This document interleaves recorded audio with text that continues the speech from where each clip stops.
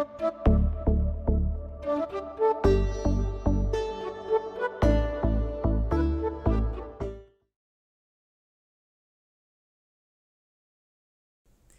Book nuts.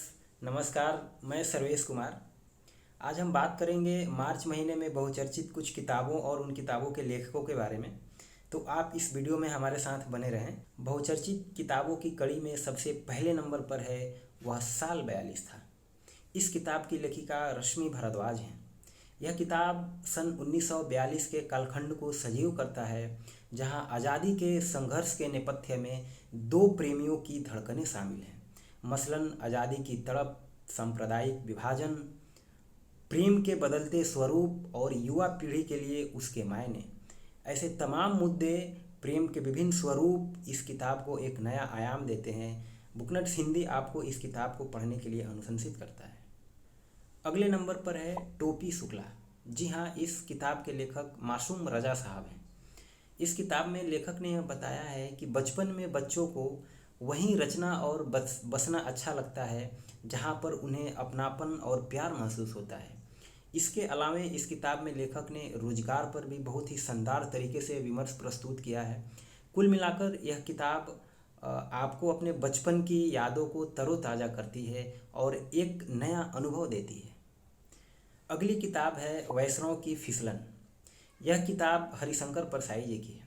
Harishankar Parsai जी स्वयं कहते हैं कि साधु का कर्म यही है कि वह मनुष्य को ब्रह्म की तरफ ले जाए और पैसे इकट्ठा करे, क्योंकि ब्रह्म सत्यम जगन मिथ्या।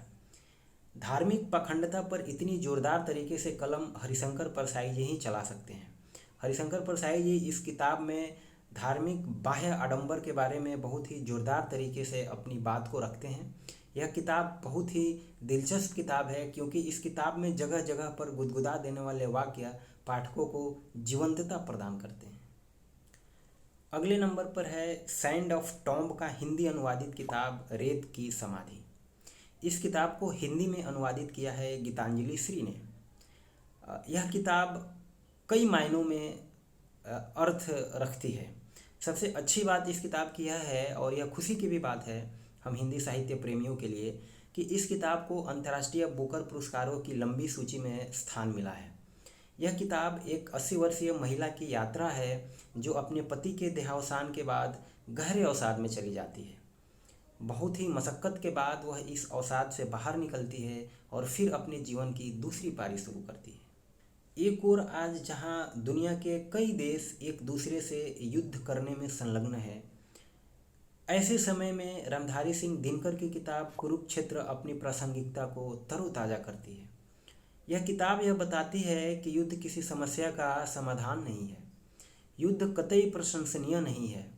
यह किताब पाठकों को बहुत अच्छी समझ देती है कि युद्ध को हमें किसी भी स्तर पे प्रशंसा और सहयोग नहीं करना चाहिए, क्योंकि अंततः युद्ध समस्या ही है, समाधान नहीं है। मार्च महीने में बहुचर्चित किताबों की यह सूची आपको कैसे लगी? आप अपनी प्रतिक्रिया इस पर ज़रूर दें। आप प्रतिक्रिया देने के लिए बुकनट्स हिंदी को इंस्टाग्राम और फेसबुक और यूट्यूब पर भी फॉलो कर सकते हैं और अपनी प्रतिक्रिया दे सकते हैं। हमें आपके प्रतिक्रिया का इंतज़ार रहेगा। वीडियो देखने के लिए आप सभी पाठकों का, आप सभी दर्शकों और श्रोताओं का बहुत बहुत धन्यवाद।